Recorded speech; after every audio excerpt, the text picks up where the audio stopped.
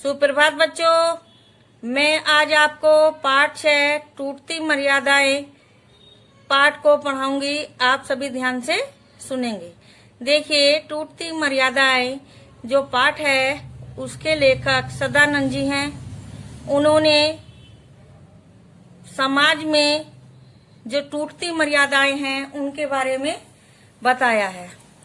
उन्होंने कहा है कि आज के परिवेश में जो है उपभोक्तावादी संस्कृति पनप रही है। उसके लालच में लोग उच्च आसन पर विराजमान हैं और वे अपनी मर्यादाओं को भूलते जा रहे हैं। उसमें प्रत्येक वस्तु लाभ हानि या रिश्ते नाते कुछ भी वह समझ नहीं पाते और दिन प्रतिदिन जो है रिश्ते नाते टूट रहे हैं। इससे हमारी जो सामाजिक संस्कृति है वो चरमरा रही है और उससे रिश्ते नातों का जो ह्रास हो रहा है, कमी आ रही है। जैसे कि पैसे के पीछे आज के युग में बाप दादा माता भाई बहन सभी रुपए का मूल्य समझते हैं और पैसे के ही पीछे भाग रहे हैं। तो जो लेखक हैं उन्होंने अपनी बीती हुई घटना के बारे में बताते हुए यह पाठ लिखा है। उन्होंने टूटती मर्यादाएं, कैसे मर्यादाएं जो हैं टूट कर बिखर जाती हैं, उसके बारे में ही लेखक जो है चर्चा करता है। आप सुनिए। इस संपूर्ण घटना ने मेरे अंतर्मन को झकोर दिया था। टूटती मर्यादाओं को देख मैंने इसे लेखनी में पिरोने का निश्चय किया और यह आपके सामने प्रस्तुत है। महीनों से तारीख लग रही थी, जो लेखक की जो है महीनों से तारीख लग रही थी। आज भी फिर तारीख लगी थी, उस दिन भी तारीख लगी थी।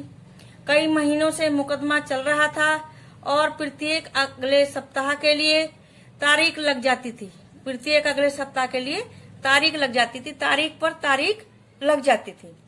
वह हर तारीख से पहले दिन वकील साहब के यहाँ अगले दिन की मालूमात के विषय में अपनी शंका के समाधान हेतु जाता। इसमें आया है मालूमात, मालूम करने के लिए।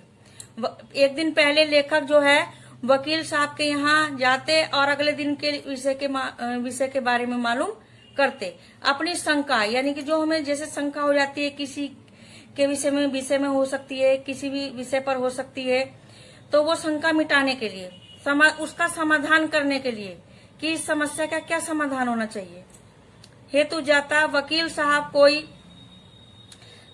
तसल्ली बख्श जवाब न देते। जो वकील थे उनके तसल्ली बख्श यानी कि शांति वाला जो है कोई भी उनको जवाब नहीं देते और वो वापस आ जाते। फिर भी वह किसी निश्चित समाधान और सत्य की जीत का विचार लिए घर लौट आता। उनके मन में यह रहता कि यह सत्य ही है, उसका समाधान जरूर होगा, सत्य की जीत जरूर होगी। उनके मन में एक ही अभिलाषा रहती। उसके मन रूपी सागर में उठते ज्वार भाटा को कहीं ठौर न था। उन्हें कोई शांति नहीं आती। जैसे सागर होता है, समुद्र होता है, उसमें ज्वार भाटा उठती है, उसी प्रकार उनके मन में भी ऐसा ही कुछ चलता रहता था और वो अपनी मतलब किसी न किसी विषय पर कल्पना सी करते रहते थे। अपनी दशा पर उसे लगता कि जैसे सारा जमाना उसके दुख को देखकर मन में ठंडक का अनुभव करता हो। उसे ऐसा लगता था अपनी दशा पर, उसे अपने ऊपर ऐसा लगता था जैसे कि सारा जमाना यानी कि सारा संसार उसके दुख को देखकर उनके मन में ठंडक पड़ रही है, ठंडक की अनुभव हो रहा है। आस पड़ोस, सगे संबंधियों और जानकारों की दृष्टि में वह धूर्त इंसान था। मतलब जो आसपास के लोग थे या और लोग थे, उनकी नजरों में वह एक धूर्त इंसान था। इसका कारण था कि उसका मुकदमा अपने पिता, माता और भाई के विरुद्ध था। मतलब इसका कारण यह था कि वो मुकदमा जो लड़ रहा था लेखक, वो पिता, माता और भाई के विरुद्ध लड़ रहा था, उनके विरोध में लड़ रहा था। भला माता पिता से भी कभी कोई मुकदमा लड़ता है? मतलब लोगों के मन में ये संकल्प था कि कोई माता पिता भाई बहन से भी मुकदमा लड़ता है, बस लोगों की तीक्ष्ण दृष्टियां इसे ही कारण बेरती रहती थी। समय का पालन करने में उसकी सर्वाधिक शक्ति व्यय होती थी। कचहरी का 10 बजे खुलने का समय था, जबकि काम शुरू होते होते 11 बज जाती थी। जैसे कि कचहरी होती थी, उसके खुलने का समय 10 बजे था, लेकिन वहां पर काम शुरू होते होते 11 बज जाते थे। भला समय पर कोई अपना काम संभाल ले तो क्या उस सरकारी कर्मचारी होने का गुमान हो सकता है। जो जितना लेट लतीफ वह उतना ही बड़ा और उतने ही अधिक खुशामदी। मतलब उनके मन में ये था कि कोई जितना बड़ा आदमी होता है उतना ही लेट लतीफ होता है, और बड़ा उससे अधिक और खुशामदगी नहीं हो पाती। अर्दली 10 बजे के बाद आएगा तो क्लर्क, उसके बाद और हर समय एक दूसरे से बड़ा अधिकारी, एक दूसरे के बाद 11 साढ़े 11 बजे जाकर कोरम पूरा होता। यानी कि जो वहां के लोग थे कोर्ट कचहरी के, वो 11 बजे तक सब लोग आ पाते। 10 बजे का समय था और 11 बजे तक वो सब आ पाते, और फिर आवाजें लगती हैं और अगली तारीख वितरित कर दी जाती है। तारीख पर वह तो 10 बजे से पहले ही अपने वकील के बस्ते पर पहुंच जाता। जब लेखक की तारीख होती तो वो पहले ही 10 बजे पहुंच जाता था। 10:15 बजे मुंशी आता, लगभग 11:15 बजे वकील साहब। वह उन्हें नमस्ते करता। वे व्यापारिक मुस्कान के साथ कहते, आप कोर्ट पहुंचो।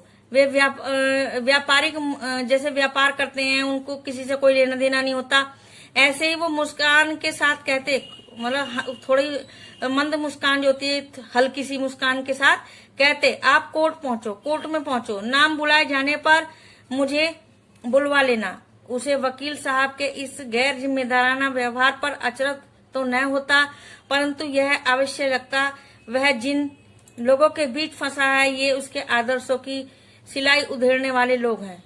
आदर्श, जो लेखक था वो एक आदर्शवादी व्यक्ति था और उसके आदर्शों की सिलाई उधेड़ने के लिए लगे हैं, सिलाई उधेड़ने के लिए उपहास कर रहे हैं उसका। इन्हें अपने मुकव्विलों से केवल पैसा चाहिए। उसके मन में यह कल्पना आती कि इन्हें सिर्फ पैसा चाहिए। मुकव्विलों के हितों को इन्होंने खूंटी पर टांगा हुआ है। तभी मुंशी जी कहते, लाओ थोड़े पैसे जमा करवा दो। और मुंशी जी, जो वकील का मुंशी होता है, वो कहते हैं कि लाओ थोड़े से पैसे जमा करवा दो। और वह अनमना होकर 100 रुपए का नोट मुंशी जी को देकर अदालत का रुख कर लेता।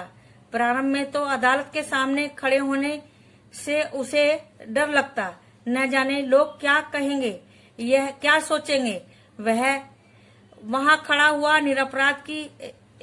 अपराध भी अपराधी ही माना और समझा जाता है। वो कह रहे हैं वहां पर जो कोर्ट कचहरी में कोई खड़ा होता है तो निरपराध, यानी कि किसी ने कोई अपराध नहीं किया, फिर भी वो अपराधी ही माना जाता है। बेंच खाली होती तो वह बैठ जाता, अन्यथा खड़ा होकर दूर की गतिविधियों को ही साक्षी बनाता। वहां पर बेंच जो है वो खाली होती तो वो बैठ जाता, नहीं तो वो दूर की गतिविधियों को ही दूर से ही देख देख कर इधर अपनी गतिविधि बनाता, अन्यथा खड़ा होकर वो इधर उधर टहलता। वहां उपस्थिति देते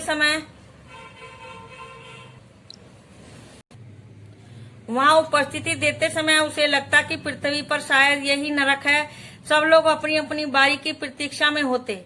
वो सोचता कि पृथ्वी पर शायद यहीं पर नरक है। सब लोग अपनी अपनी बारी की इंतजार में लगे हुए हैं। इतनी उत्सुकता लोगों के अंदर बढ़ी हुई है कि वो एक दूसरे को देख रहे हैं और अपने नाम की प्रतीक्षा कर रहे हैं, इंतजार कर रहे हैं। आवाज लगाने वाला अर्दली यमदूत से कम न लगता था। उनका रुतबा किसी भी दंडाधिकारी से कम न था। उसका कोई भी जानकारी प्राप्त करने का कोई व्यक्ति प्रयत्न करता तो वह किसी विशेषज्ञ और पद के रुतबे की हैसियत से बात करता कि वो अपने आप को ऐसा मानते थे जैसे कि कोई विशेषज्ञ हो, और वो अपनी हैसियत से बात करते थे। ऐसा लगता कि यदि अपनी पर आ गया तो 4-6 महीने के लिए अंदर करवा देगा, बड़ा अर्थदंड लगवा देगा। उनको ऐसा प्रतीत होता था अगर जो कोई मान लो कोई बात हो जाए या मैं कुछ कह दूं तो ये मुझे 4-6 महीने के लिए अंदर कर देगा और उसका उचित अर्थदंड मुझे दिलवाएगा। दोपहर को बहुत तेज भूख लगती तो 2-3 चने बेचने वाले यहाँ नियमित रूप से आते थे। कचहरी में जो है नियमित रूप से दोपहर को चने बेचने वाले आते थे, तो वो उनसे चने लेकर भी खा लेता था। उनसे चने लेकर खाता और सोचता कि जीवन की हर घड़ी हर पल अनपेक्षित है। मतलब जीवन की हर घड़ी जो है वो बहुत कीमती है। कब क्या हो जाए यह रहस्य बना रहता।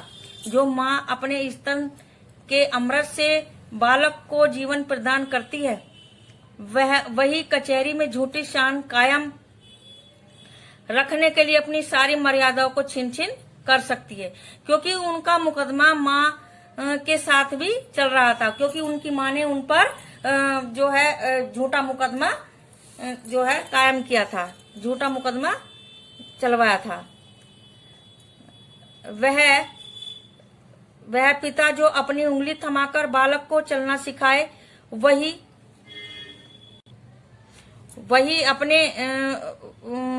अपने अहंकार की तृप्ति के लिए बेटे को जेल भेजने और उसकी संपत्ति हड़पने का आतुर हो सकता है।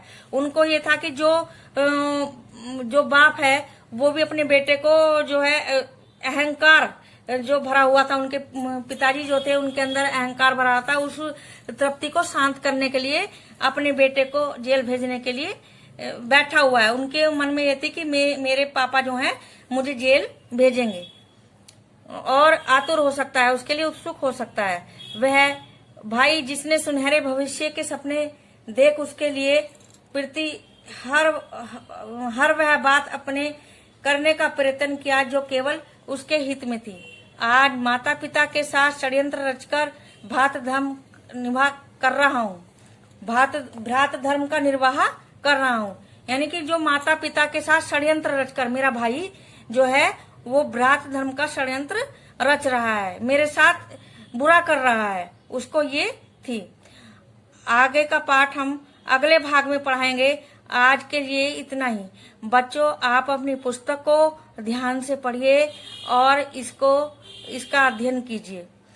मैं आपको कुछ शब्दार्थ दूंगी जो आप अपनी उत्तर पुस्तिका में लिखेंगे साफ साफ। आज के लिए इतना ही। धन्यवाद।